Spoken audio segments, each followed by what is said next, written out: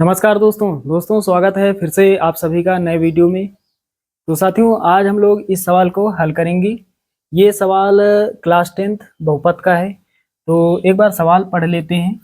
द्विघात बहुपद x square minus 6x plus 9 के शून्य ज्ञात कीजिए और शून्यकों तथा गुणांकों के बीच के संबंध की सत्यता की जांच कीजिए।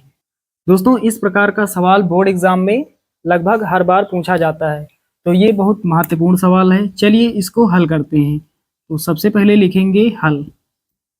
तो साथियों, इस सवाल में हमें दो चीजें बतानी है। सबसे पहले हमें शून्य ज्ञात करने हैं, उसके बाद शून्यकों और गुणांकों के बीच जो संबंध की सत्यता की जांच होती है उसको बताना है।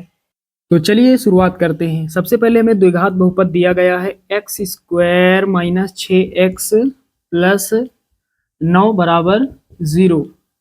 तो ये द्विघात बहुपद हमें ऊपर दिया गया है। दोस्तों, शून्य क्या होते हैं? इस द्विघात बहुपद को हल करने पर हमें चर के दो मान प्राप्त होंगे। चर यहाँ पर क्या है? x के दो मान प्राप्त होंगे। इन्हीं दोनों मानों को हम क्या कहते हैं? शून्य कहते हैं। तो इसको हल करते हैं। लास्ट में कितना है? 9 है। गुणा करने पर कितना चाहिए? 9।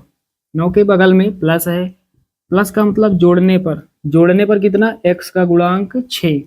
तो ऐसी दो संख्याओं का हमें पहाड़ा पढ़ना है जिनमें 9 आ जाए, उन्हीं दो संख्याओं को जोड़ दें, 6 आ जाए। तो 3 का पहाड़ा यदि हम 3 बार पढ़ेंगे तो कितना हो जाएगा? 9 हो जाएगा। दोनों को जोड़ देंगे, 3 प्लस 3 तो कितना हो जाएगा? 6 हो जाएगा। 6 को हम क्या लिख सकते हैं? 3 प्लस 3। तो चलिए हल करते हैं। तो यहाँ पर एक्स स्क्वायर माइनस 6 के स्थान पर हमें ब्रैकेट बनाकर 3 प्लस 3 लिख देना है। 3 प्लस 3 6 होता है। x को लिखेंगे ब्रैकेट के बाहर, प्लस का 9 बराबर 0। अब आगे हल करेंगे। एक्स स्क्वायर माइनस 3 का गुणा x से होगा, 3x हो जाएगा। उसके बाद ब्रैकेट खुलेगा तो ये प्लस और माइनस का गुणा होगा, तो माइनस गुणे प्लस माइनस होता है। अब 3 का गुणा x से होगा तो 3x हो जाएगा। प्लस का 9 बराबर 0। एक पार्ट ये, एक ये। यहाँ पर क्या करना होता है? यहाँ पर हमें कॉमन लेना होता है। तो x यहाँ है, x यहाँ है। कॉमन वही ले सकते हैं जो यहाँ पर भी हो और यहाँ पर भी हो। 3 यहाँ है, 3 यहाँ नहीं है। तो यहाँ से कॉमन क्या मिलेगा? x। तो x कॉमन ले लेंगे तो x यहाँ से कम पड़ जाएगा, x बचेगा। माइनस लगाएंगे, यहाँ से x हट जाएगा, 3 बचेगा।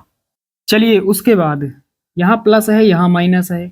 तो सबसे पहले यहाँ पर चिन्हों में क्या कॉमन है? प्लस का मतलब दो माइनस। प्लस कब होता है? माइनस गुणा माइनस प्लस होता है। प्लस का मतलब दो माइनस का गुणा। तो माइनस इस प्लस में छिपा हुआ है। माइनस यहाँ है, माइनस यहाँ है। सबसे पहले माइनस कॉमन है, उसके बाद 3 यहाँ है और 9 को हम क्या लिख सकते हैं? 3 गुणा 3। 3 यहाँ पर है, 3 यहाँ पर है। x यहाँ है लेकिन यहाँ पर नहीं है। तो कॉमन वही चीज होती है जो यहाँ पर हो और यहाँ पर भी हो। तो 3 यहाँ से कॉमन हो जाएगा, तो यहाँ से 3 हट जाएगा। कितना बचेगा? x। यहाँ पर दो माइनस, एक माइनस हमने कॉमन ले लिया, एक माइनस बचेगा और 3 कम पड़ जाएगा 9 से, एक 3 बचेगा बराबर 0। अब फिर से यहाँ पर कॉमन क्या है? x माइनस 3 यहाँ है, x माइनस 3 यहाँ पर भी है। x माइनस 3 कॉमन ले लेंगे। अब इस वाले पार्ट को नहीं लिखेंगे, इसको नहीं लिखेंगे क्योंकि हमने इतना कॉमन ले लिया। अब जो बचेगा इस ब्रैकेट में लिखेंगे। क्या यहाँ पर लिखेंगे? x माइनस 3, x माइनस 3 बराबर 0। दोनों मान 0 के इक्वल हैं, दोनों को हल कर लेंगे। x माइनस 3 बराबर है 0 के, तो x बराबर, ये माइनस का है उधर जाएगा, प्लस का हो जाएगा। इसको हल करेंगे। x माइनस 3 बराबर 0, x बराबर ये प्लस का हो जाएगा, अर्थात दोनों मान जो हैं x के प्लस में आए हैं। तो यहाँ पर x के जो दो मान प्राप्त हुए इन्हीं को हम शून्य कहते हैं। तो एक शून्य है 3 और दूसरा शून्य भी है 3। चलिए अब यहाँ पर तो साथियों आधा काम हमने कर लिया है, हमने शून्य ज्ञात कर लिए हैं। तो यहाँ पर हमें दो शून्य प्राप्त हुए, एक शून्य 3 और दूसरा शून्य भी 3 है। चलिए अब आगे यहाँ पर लिखा हुआ है शून्यकों तथा गुणांकों के बीच के संबंध की सत्यता की जांच कीजिए। तो यहाँ पर लिखेंगे सत्यता की जांच।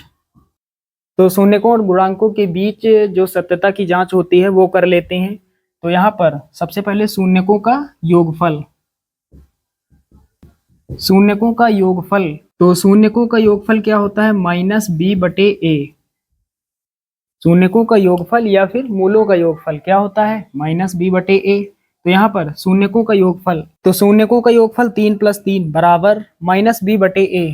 तो यहाँ पर माइनस पहले लगाएंगे b क्या है, x का गुणांक, x का गुणांक कितना है, -6, तो ब्रैकेट में -6 और बटे a क्या है, x² का गुणांक, x² का गुणांक a होता है, x का गुणांक b होता है और लास्ट में जो होता है वो अचर पद का मान होता है। तो यहाँ पर x² का गुणांक कितना है, यहाँ पर कुछ नहीं है तो 1 मान सकते हैं, हर संख्या को 1 से हम गुणा कर सकते हैं। तो यहाँ नीचे 1 लिख देंगे। अब यहाँ पर 3 + 3 बराबर माइनस माइनस क्या हो जाएगा, प्लस, और 6 नीचे का 1 छोड़ देंगे, तो 3 + 3 6 हो जाएगा बराबर, नीचे का 1 छोड़ेंगे, आगे प्लस हटा देंगे, दोनों मान यहाँ पर बराबर हैं। तो यहाँ पर शून्यकों का योगफल हमने कर लिया। अब यहाँ पर शून्यकों का गुणनफल करेंगे। तो यहाँ पर हमने क्या लिखा, तथा शून्यकों का गुणनफल। तो शून्यकों का गुणनफल बराबर क्या होता है, c/a। तो शून्यकों का गुणनफल बराबर c/a। तो शून्यकों का गुणनफल, एक शून्यक है 3 और दूसरा शून्यक है 3, दोनों का गुणनफल, बीच में गुणा लगा देंगे, बराबर c क्या है, अचर पद। तो यहाँ पर c का मान कितना है, 9, और बटे में a कितना है, x² का गुणांक, यहाँ पर कुछ है नहीं तो 1 मान सकते हैं। तो 3 कितना होगा, 3 × 3 9 हो जाएगा बराबर, नीचे का 1 छोड़ देते हैं तो 9 हो जाएगा। तो यहाँ पर भी दोनों बराबर हैं। तो यहाँ नीचे क्या लिखेंगे, यहाँ पर लिखेंगे अतः शून्यकों, तो यहाँ पर हमने क्या लिखा, अतः शून्यकों तथा गुणांकों के बीच संबंध सत्य है। ये लाइन सबसे नीचे आपको लिखनी पड़ेगी, अतः शून्यकों तथा गुणांकों के बीच संबंध सत्य है। तो यहाँ पर उम्मीद करता हूँ कि आप सभी लोग अच्छे से समझ गए होंगे। चलिए दोस्तों, मिलते हैं अगले वीडियो में, तब तक के लिए जय हिंद।